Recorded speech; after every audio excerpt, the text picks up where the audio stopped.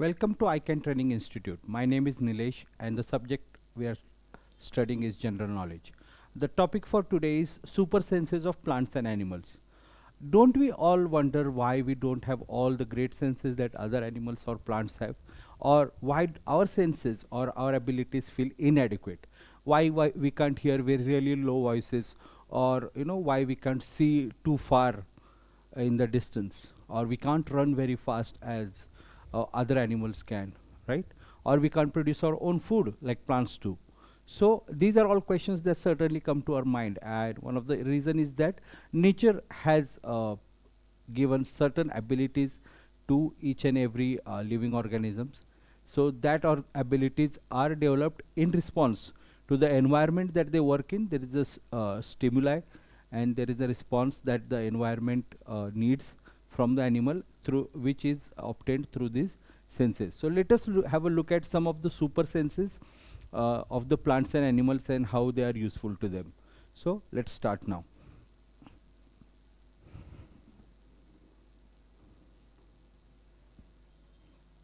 So let us look at animals. First we'll look at ants. Okay, so an ant's antenna, they are highly sensitive. It helps them to both touch and smell. So the antenna of the ant, right, this antenna, they have scent modules, they have touch as well as smell. So mostly ants get the response from the environment through smell, and that is done through the antenna.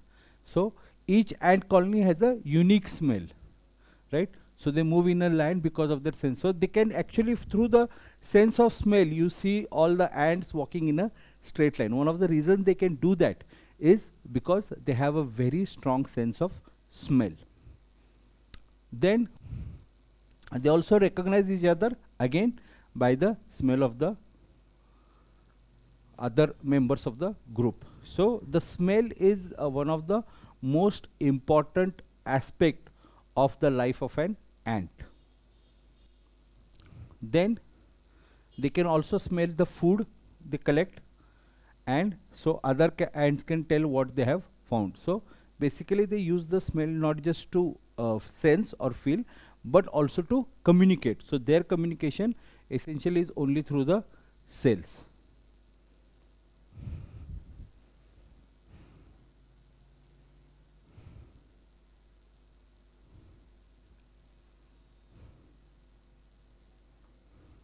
Now cockroaches. Cockroaches are one of the most resilient species on the planet. It is believed they have been on the planet since the age of the dinosaurs.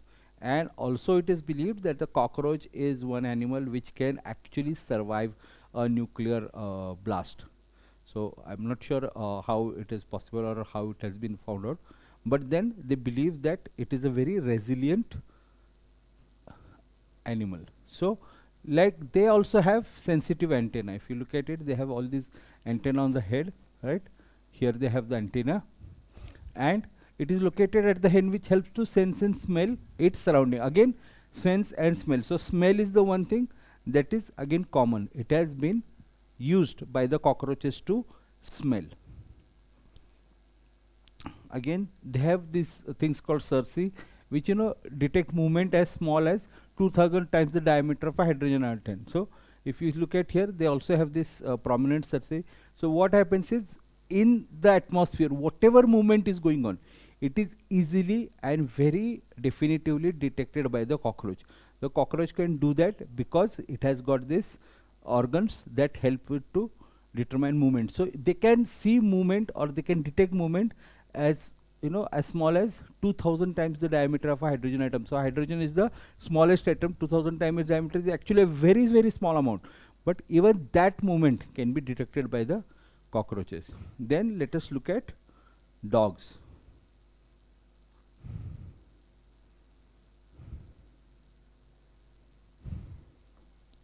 So as you can see, dog is in the act of urination over here. It is going through the motions of urination, and I'm sure a lot of you must have seen dogs urinating at different places, and the first instance or the first reaction that as children you'll have is to pick up a stone and throw it at them. but it is not actually something that they do out of spite, or it is not something that they do to trouble the humans. This is actually a mechanism that they have for marking the territory. So dogs mark out their area on the road or human settlement, right? So they can make out if another dog has come into their area by the smell of its urine. So what it is doing, it is urinating here. You can see that the poor dog is urinating here. But what it is actually doing is, it is marking out its territory. So you'll see it will urinate in the yard, then it will go and urinate besides a car. It will maybe go and urinate besides a tree. So it is marking out its territory. So from the smell, the other dogs will know that, okay, it is this dog's territory. So next time you see a dog doing that, try and understand analytically, scientifically what it is doing, and do not go for the instinct of picking up a stone and throwing it at the dog to shoo him away. Now, ox can smell 1,000 to 10,000 times better than humans. Yes, dogs have a very, very strong sense of smell. It is actually used for catching criminals. They have what you call canine units. Canine units are there, which is actually from canine, and then it has been transformed to canine. Canine units are there. So if you look at it, what happens is, they have a very strong sense of smell. They have a olfactory bulb, olfactory recess, and they have almost 300 million olfactory receptors, right? So there is also called a lamina transfer. So what happens is, whatever air they are breathing for respiration and the smells, they are separated through the lamina transversa, and then because these smells are separated, they are concentrated, the dog has a better chance of smelling and a better chance of identifying the smell, which actually comes in handy when we do police investigations also using dogs. Now dogs can also hear sound as high as 40,000 hertz. So if you see, bats are there, mouse is there, but dogs much higher than humans. Much higher than humans, yes, almost close to 40,000 hertz, yes. So these are the frequencies that are perceivable to a dog. So you can look at the way the dog is blessed. It has both a very strong and keen sense of smell, and also a very strong sense of hearing frequencies which normal human beings can't hear. Let us move forward. Now let us look at a very, very common insect that we find. It's the butterfly, right? Now butterflies actually have chemoreceptors, which are taste receptors on the feet. So here on the feet they have the chemo or the taste receptors. So what happens is, butterflies don't like we understand the taste of a particular thing through our tongue, but the butterflies don't do that. They do it through their legs. Also what they have is, they have hair on its wings, right? So detect changes in air pressure. So their wings have a layer of hair which detects the air pressure, so that they can adjust their movement. At the same time, it also has 15 different types of photoreceptors in the eye. If you look at the butterfly eye, there are a lot of photoreceptors in it, which will make it much easier for the butterfly to see colors, because you see the butterfly goes from flower to flower. To understand which is the ideal flower for it to nest, it must identify it through the color. That is why it has good photoreceptors in there. Then let us look at the next animal, that is the grasshopper. So grasshopper, a very ubiquitous animal, found almost everywhere. Now what happens with the grasshopper is that it has to move in grass, right? It goes through grass, it feeds on other insects and all that. So what happens is, they have a pair of compound eyes which give them all round vision, right? And then again they have 3 simple eyes. So a pair of compound eyes and 3 simple eyes, which are called ocelli. So simple eyes help them detect light and dark, while the compound eyes, they will give them an all round vision. So for the grasshopper to see everywhere around it, the grasshopper needs a type of vision which is given through the compound eyes. So here if you see, these are the compound eyes, and here they have the simple eyes. The compound eyes are much bigger, but they are then have different functions also. Now they also have a pair of antenna that helps them to touch and smell. So the antenna is here, that is useful for touching and smelling. And they also have what you call hair called sensilla to detect air movement, just like the butterfly. All this hair is there around the body which allows them to detect the air movement, and these are all what you call mechanoreceptors. So this is the mechanoreceptor sensillum. What it does is that whenever there is some air movement, there is a change in air pressure, there is some movement around it, it will be able to detect through that.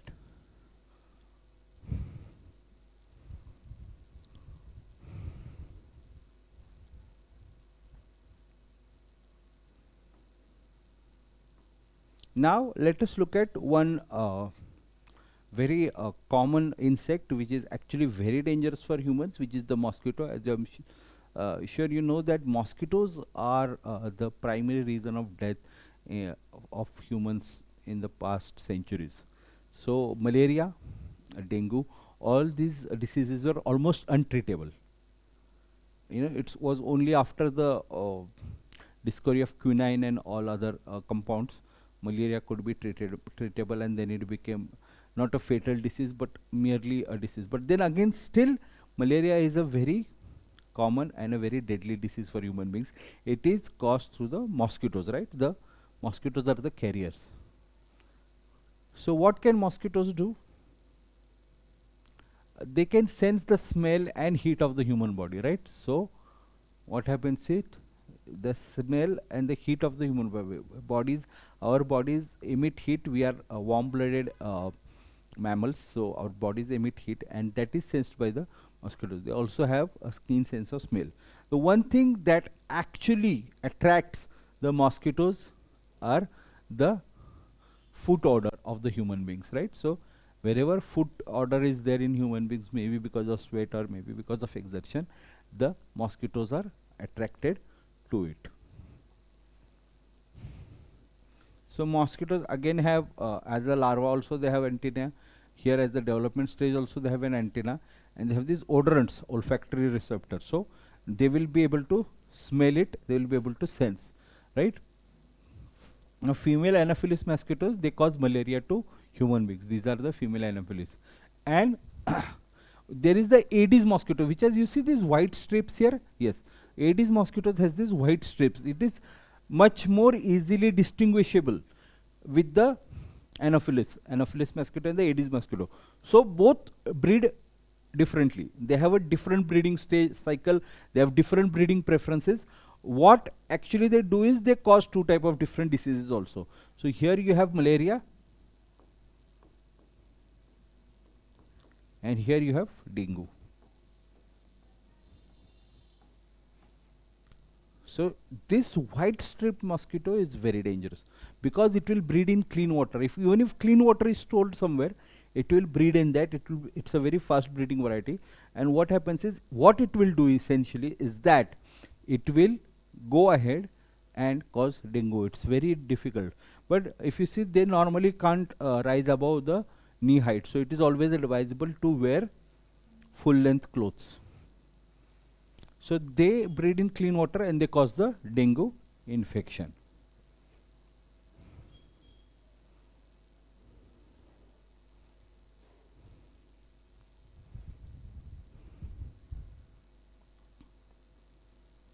Then let us look at birds. We have seen some insects, we have seen some butterflies, some animals also. Let us look at birds, right? So most birds, they have eyes that they don't move. They can't move their eyes, right? They can't move their eyes sideways. So what happens is that these birds, if they can't move their eyes, they will have a very limited scope of vision. So what is the thing that will overcome it? So to see beyond what's right in front of them, birds move their necks instead of their eyes. So I want to see something, I'll just move this neck, right? But they have to move it much higher because eyes won't move. Because I'm standing here, I can move it like this, like this. Yes, I can do that. But can the birds do it? No, they have to move the entire neck like this, like this. That is the difference. Then Look at the owl, right? The owl has eyes in front of its head, and its head can turn around 272 degrees. Let us understand what 272 degrees is, right? So if this is 90, this is 180, this is 270. The whole point is 270 degrees, right? And almost completely upside down. So head can move very flexibly for the owl.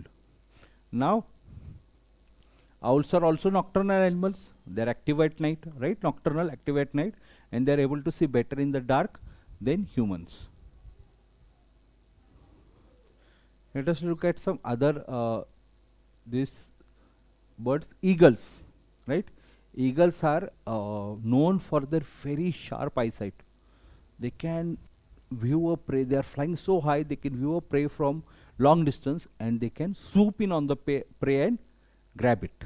So that is what eagle can do. Why can they do it, or how do they do it? Is because they have exceptional vision, and they have both monocular and binocular vision, right? So it's not just monocular and vision or only binocular. It is both visions, and they can use their eyes independently or together. So they can move both eyes differently, or they can see together. That is the benefit. So both types of vision, eyes can be used independently or together, and depending on what they are trying to see.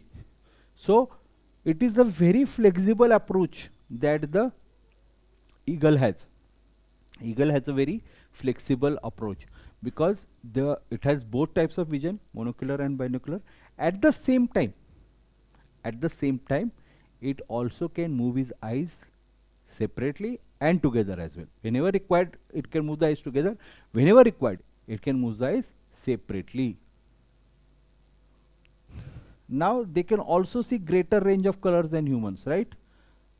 So if we have a color spectrum, most people, unless they are colorblind, they have a color spectrum. They can see a lot of different colors, but eagles can see more than that. Eagles are able to see more colors than those colors that humans can see. At the same time, they are also able to see ultraviolet light.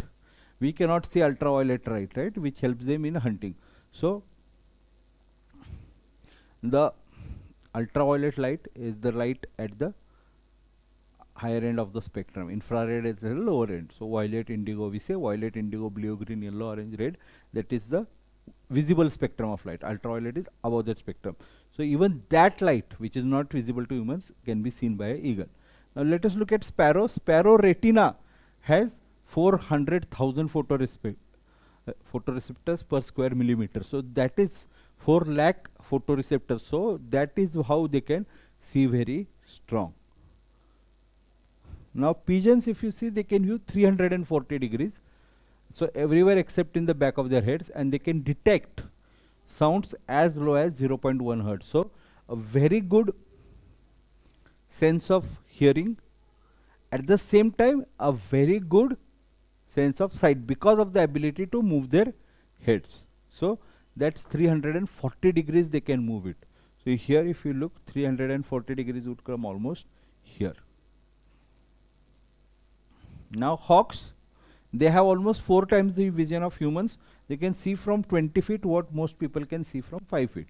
So I am standing here. If I move somewhere here and I look at the board, okay, and if I maybe look back, after some time I won't be able to look at the board and guess or decipher what is written on the board. But the hawk, he can do it 4 times better. So he can maybe go much back and still able to see. The only problem is he cannot read.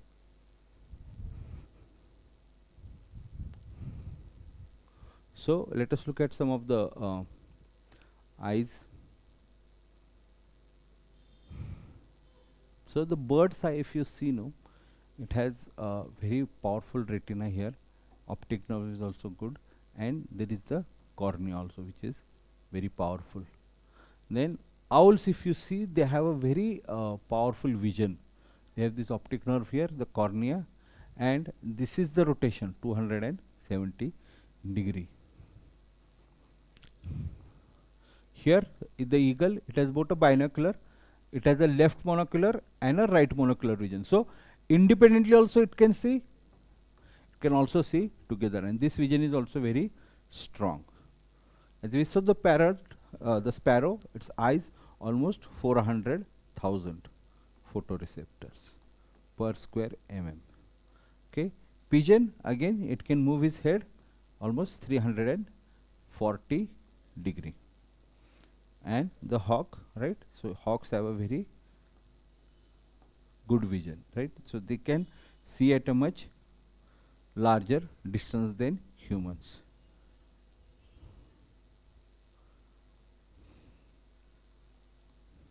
Now, bats are very popular animals, almost in the negative sense. And as we all know, bats they hang from the trees upside down. They also hunt at night. They are nocturnal creatures. But what is most interesting is that bats cannot see, but what they can do is they can emit sounds, and the sounds that emit strike on the object and come back. So that is a process called echolocation. So bats hunt.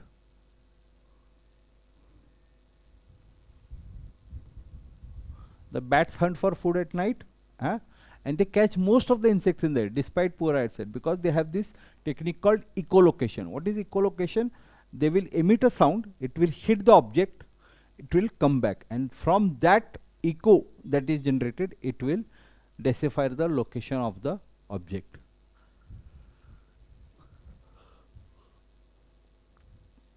This is echolocation. Now what happens is it helps to the bat to know where they are and what's around them. So the whole surrounding is kind of mapped for them like a radar. Like a radar, they know exactly what is there in the surrounding. This helps them to catch the prey, to hone or to zero in on the prey. At the same time, because they have such powerful, they can hear these echoes, they can also hear frequencies between 3000 to almost 120,000 megahertz. So that is the biggest thing. They have this ability to hear very high frequencies. So they are emitting the sound waves, and it bounces back right to the emitter. So there is a, so you have to see how quickly they are making the decisions. The sound is emitted, it comes back, then the calculation starts in the mind how far the object is. Now different bats have different type of hearing capabilities. So here we have almost 28,000, like they have some 44,000 also, 50,000 also, more than 74, almost 75, 80,000. So this is a different hearing capacity of bats. What we also need to understand is that bats are actually mammals. Although they can fly, they are actually mammals. They are not birds per se. They are mammals, and despite the poor eyesight, why they can hunt so well is because of the technique of echolocation. So it's a super sense that they have, which they can use for hunting.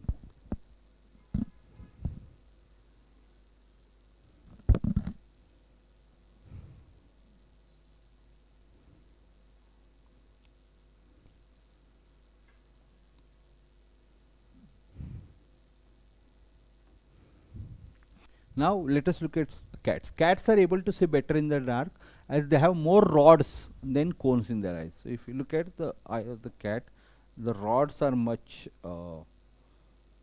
in number. They are more in number. The rods essentially allow them to see in the dark. We have cones, we have conical shapes irises.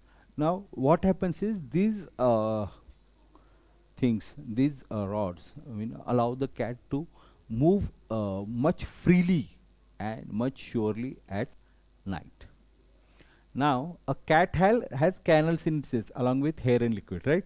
So what happens is the liquid in the canals allows the cat to know which direction it is facing, even if it's upside down. So you'll see a lot of cats can hang upside down, but they can discern the direction.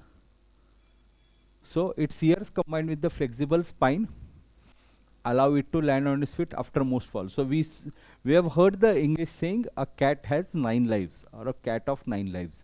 So one of the reason is that although it falls from very high distances, very big heights, it is still able to land safely. One of the reasons is that the coordination between its ears and spine. So here if you see, there is a canal, there are other some semicircular canals here, right? So that gives it a very big advantage. The advantage is that it can easily decipher what is the direction in which it is moving, or the direction which it is facing.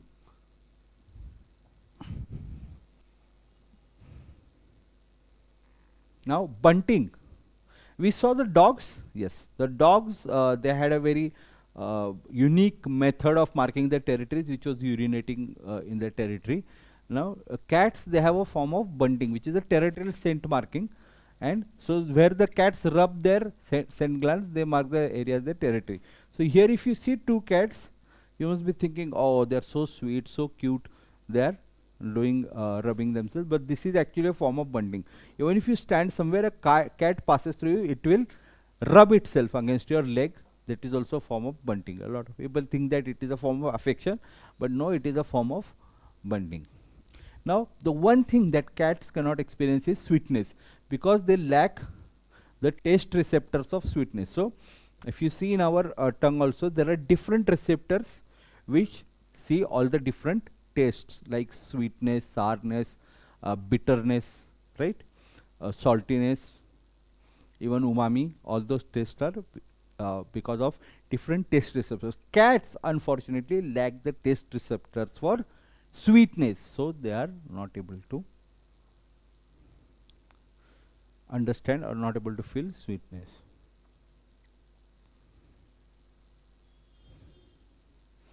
Now let us look at dolphins. Dolphins are actually mammals. They are in the ocean, and they are considered very intelligent. Dolphins also use the technique of echolocation.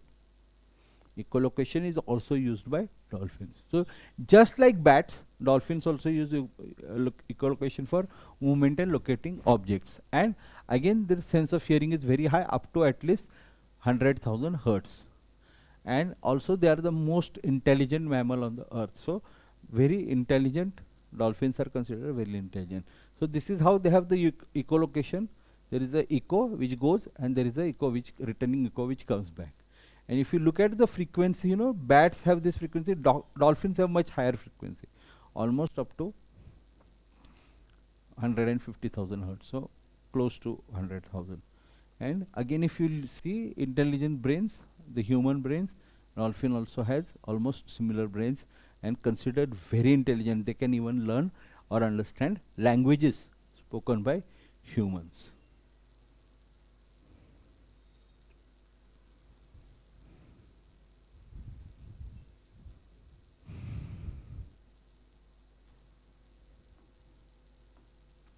Now let us look at elephants. So elephants have long eyelashes that help them to avoid blowing sand, dirt and debris from their eyes. So elephants have very strong eyelashes.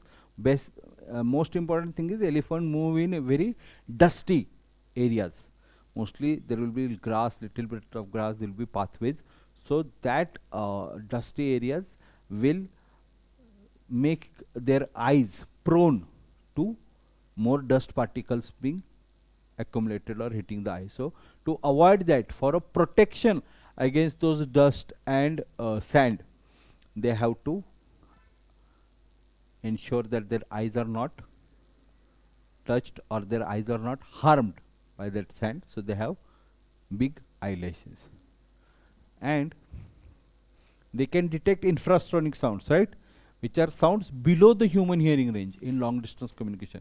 So infrasonic basically are sounds that, you know, humans cannot hear because they're very, very small. So even those sounds can be heard by the elephants in long distance. Even in long distance communications, if an elephant trumpets at one end and the sound becomes infrasonic by the time it reaches the other elephant which is much far away, still the elephant can hear it, because their ability to hear infrasonic sound allows them to hear these sounds at much longer distances. Also the elephants have a keen sense of smell, and they have detecting almost 19 kilometers away. So their sense of smell is much higher. They can detect smell almost 19 kilometers away. If you see, they have almost 1948 olfactory receptor genes. Compare that to humans, which are only 196.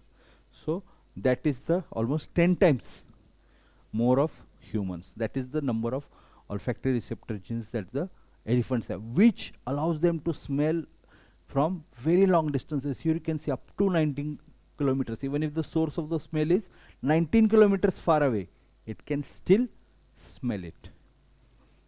Now elephants' feet, you must be seeing, they are very, very wide and very, very soft. So they can use their feet to feel vibrations over 10 kilometers. So their feet can feel vibrations. So I'm sure, you know, if there are other animals moving around, or if there are vehicles moving around, or even if it is almost a seismic shock like an earthquake, the elephant will be able to detect it much faster.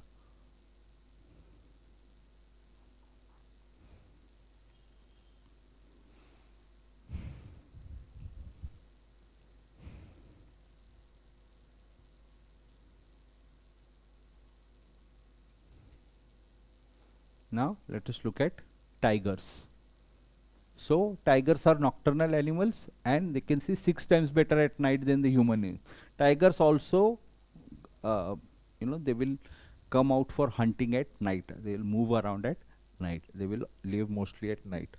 So they need better eyesight, because night time you don't have the facility of the sunlight. So these animals, then what they do is they have this eyesight which is almost 6 times better than human being. Now let us look at tiger's whiskers. These are the whiskers of the tiger, right? Whiskers of the tiger. So again they are very sensitive and they can sense movement in the air, right? So it helps the tiger to move in the dark and find its prey. So the tiger can see as well as it can sense through the whiskers. They can sense movement. So movement can be sensed by the tiger, which is a very big advantage if they want to hunt someone or hunt some other animal for prey. So tigers, they have a very strong sense of hearing, and they can easily make out the difference between rustling of leaves and the sound of an animal. So their sense of hearing is also very strong, right?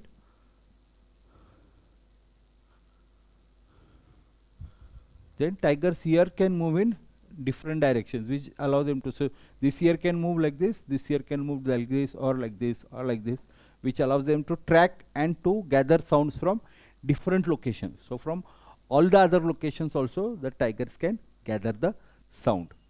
And as you have seen with dogs, tigers mark their area with their urine. So they are very territorial, they have great whiskers, they have eyes and ears which are very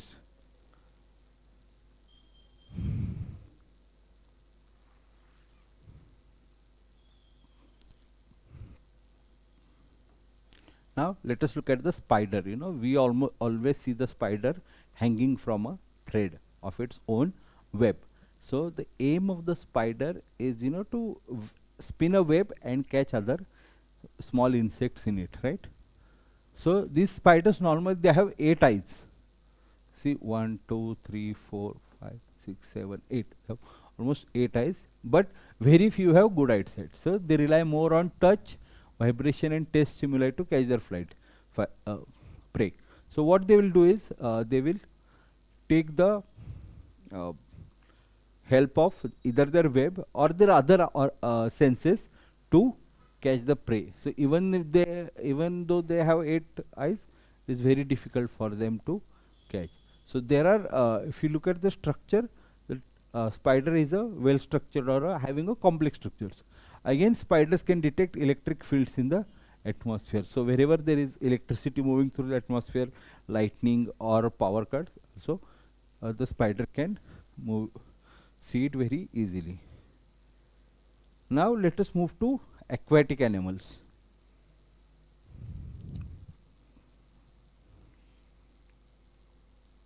So what first we'll look at fish.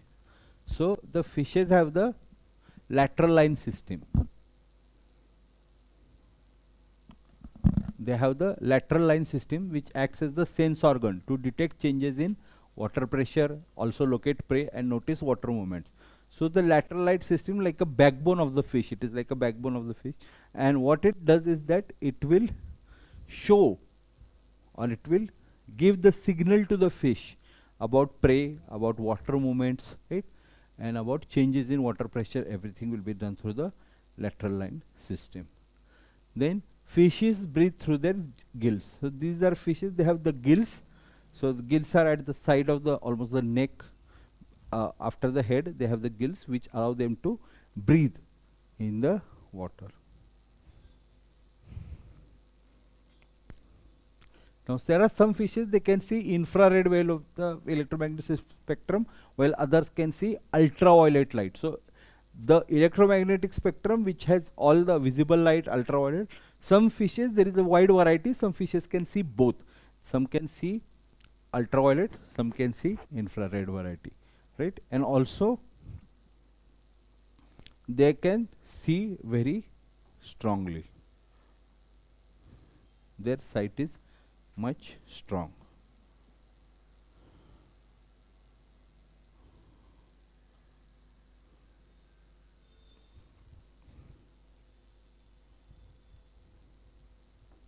Shark is a very powerful predator, a powerful marine predator. Sharks are known to be predators. As you have seen, sharks can smell blood very strongly. They have a keen sense of smelling blood. Now the nose of the shark is extra large for even a single drop of blood in a swimming pool. So even in a swimming pool they can, so smell is very high, right? And the shark also has a 270-degree field of vision. So the lens is such that it can move a longer distance. Sharks have much bigger sense of vision.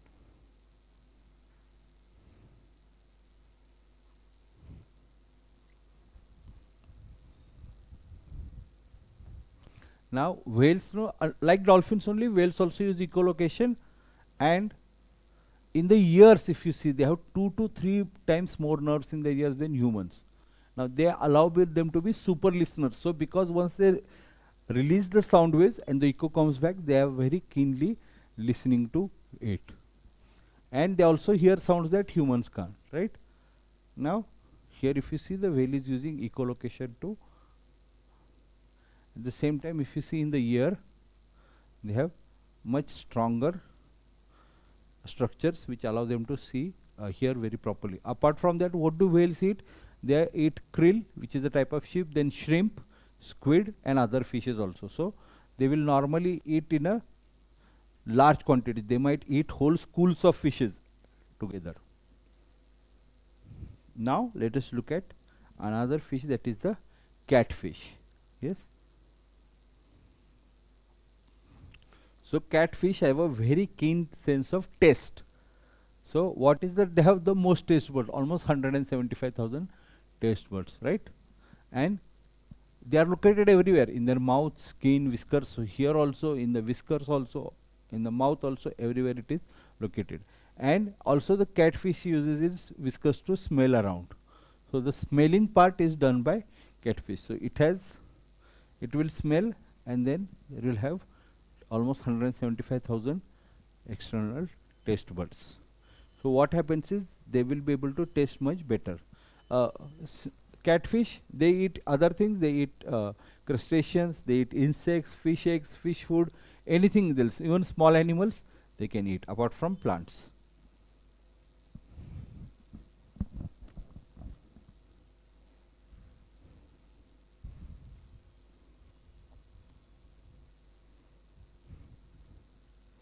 Then we have the octopus, right? So the retina of an octopus almost contains 20 million photoreceptors. So the octopus retina has a very, right? And what are the use of the tentacles of the octopus? Normal to smell. So these tentacles, they will allow the octopus to smell. There are various types of octopuses. Although we think that all octopus look same, but it is not true. There are very different types of octopuses. There are even smaller octopuses like 7 arm. Most octopuses have almost 8 arms, but then there are even smaller octopuses that have smaller arms, less number of arms.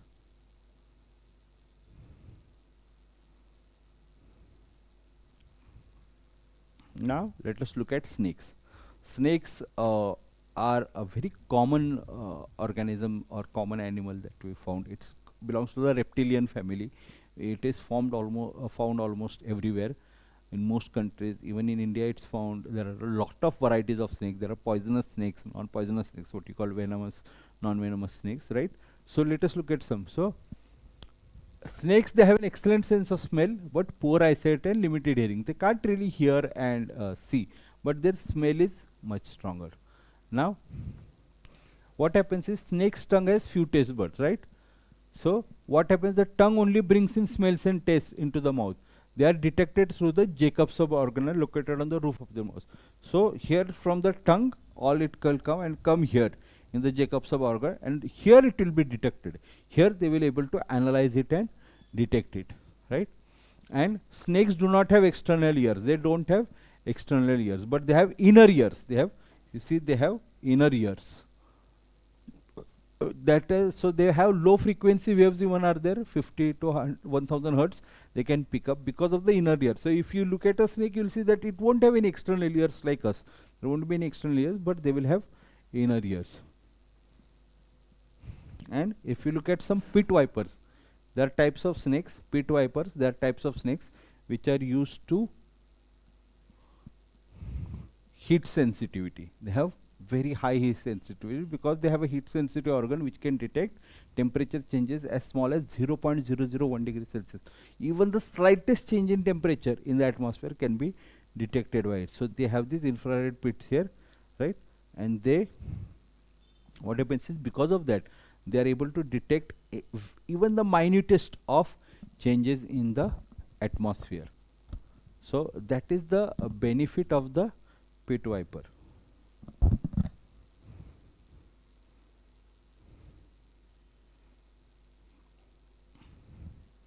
Now let us look at some other animals also. So bees also have chemoreceptors or taste receptors on their jaws, forelimbs and antenna. It is very important because they have to extract the nectar from the flowers. Then the chameleon, very powerful animal. Eyes of the chameleon, they can move independently and it can see two different directions at the same time. They have 360-degree vision. So we saw vision. So the complete vision is available to the chameleon. And crickets, these are not the game of cricket, but they are insects called cricket, right? And they can hear through ears that are located on their front legs. So the ears of the cricket are located on the legs of the cricket, right? Now even the entire body of earthworm is covered with chemoreceptors for their sense of taste, touch, taste, light and vibration. So earthworms, if you take the earthworm in the hand, it will detect everything because of the body. Now the frog has an eardrum called tympanic membrane and it is located on outside of the body behind the ear. So if this is our ear, the eardrum will be inside it. The frog has the eardrum outside the body behind the eye. Box jellyfish, this is the type of jellyfish, they have 24 eyes, right? And if you look at the tongue of a pig, it contains almost 15,000 taste buds as compared to 9,000 taste buds of humans. Pigs can taste much better than humans. They have a much better sense of taste. And walruses hunt by food by rubbing their heads in the mud. They use the whiskers around their mouth to detect prey. So they will put their head in the mud, they will keep on agitating it, and through the whisker they will be able to find their prey. And bees again use their sharp stingers to ward off enemies. Yes. So there is a very famous saying in English related to the great legendary boxer Muhammad Ali, original name Cassius Clay. It says float like a butterfly and sting like a bee. So the sting of the bee is actually very powerful.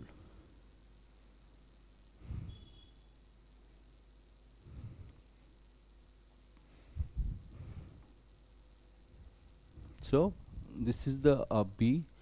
They have a lot of receptors here. Then this is the tympanus of the frog, tympanum. Box jellyfish, they have almost 24 eyes. This is the chameleon. It can move his eyes in both in different, right? These are again the tympanum.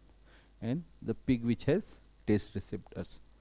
So the pig can taste much better than humans. It has more taste receptors, taste buds on its tongue than humans. Now let us look at some plants. So the plants have special structure called photoreceptors. Now what it does, it allows them to sense light in the form of varying wavelengths. So the photoreceptors, plants, they grow towards the direction of the light. It's a very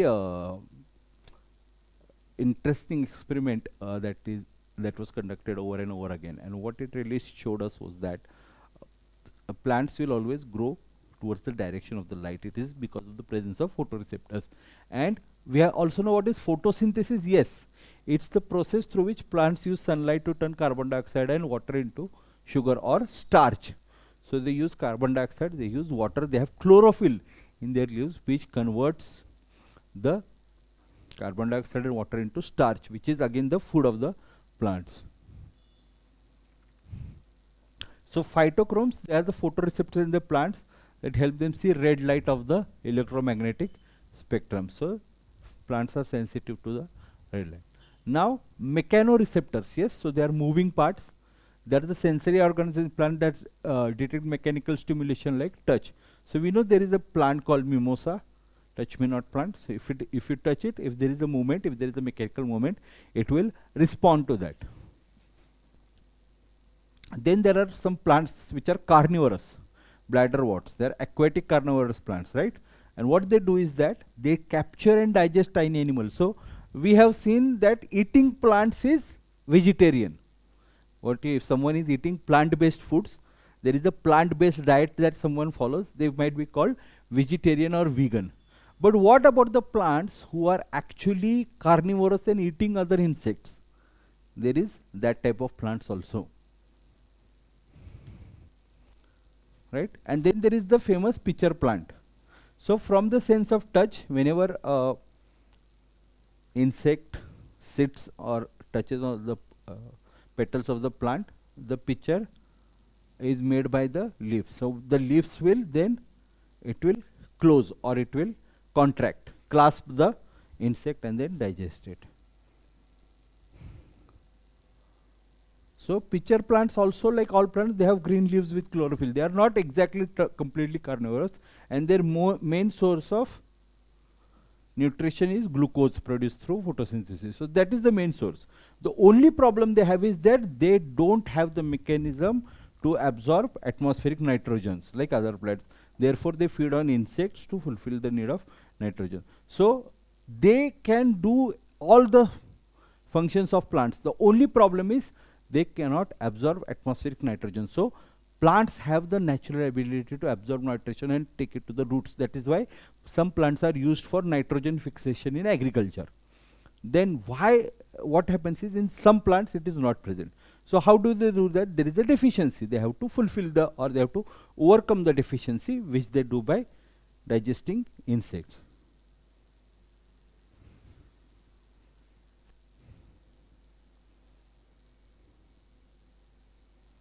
Then as we saw, Mimosa pudica, which is the touch me not plant, and it responds to touch by closing its leaves. So it will. Then what is the parasitic vine? It's called a dodder. What does the dodder do? It, by the sense of smell, it hunts other plants, and it contains no chlorophyll, right? So what happens is, because there is no chlorophyll in the dodder plant, it cannot produce its own food. So it has to depend on other plants to extract the nutrients, extract the fruits. Now all the ripening fruits, they release something called ethylene plant hormone, which actually gives us the smell that whenever a particular fruit is ripe, it will emit a certain kind of smell which will attract all types of living beings to it. So it induces ripening of the neighboring fruits by the sense of smell. So if there is a ripe fruit, if there is an unripe fruit near a ripe fruit, it will start to ripen because of this ethylene plant hormone. So let us look at all this in a bit.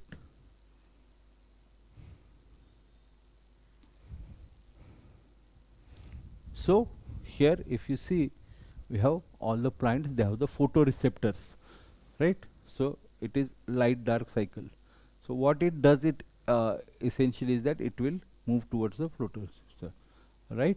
Then they have all the phytoreceptors also here, chromophones and all the different receptors to detect the light. Then they have mechanoreceptors, which will tell them whether a particular touch or smell is there. Then we see what is photosynthesis.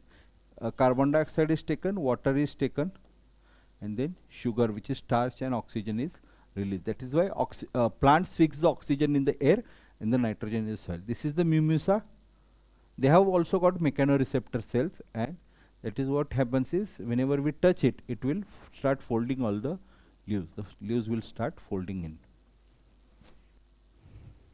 And this is the bladder trap structure, allows it to trap the different tiny insects under the water.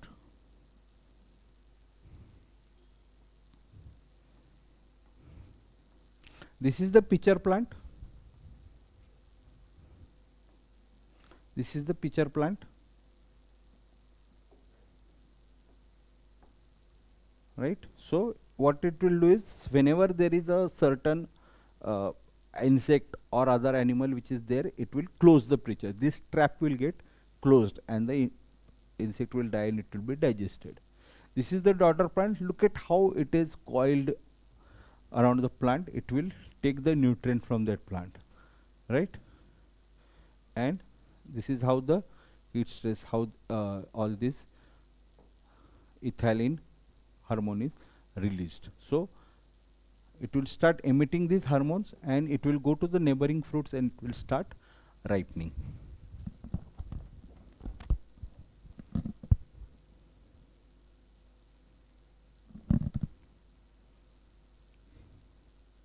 So this is all we have for today. What we have learned essentially is what are the super senses of plants and animals, and how these adaptations have helped the plants and animals to live or to survive in the environment. Because if they don't have environment, they these adaptations, they will be at a risk of being devoured or eaten by the apex predators of their food chain. So also what we have seen is that what we see as normal activities of small animals, they are actually their ways or their techniques for doing certain tasks, like the dog urinating to mark the territory, or the bunting of the cats, or the echolocations of the dolphins, whales, and the bats. So this is all that we have for today's topic. While you are at it, please don't forget to like, share, and subscribe to our YouTube channel. And hope you have liked this lecture. Till next lecture, please have a great day, and thank you. Goodbye.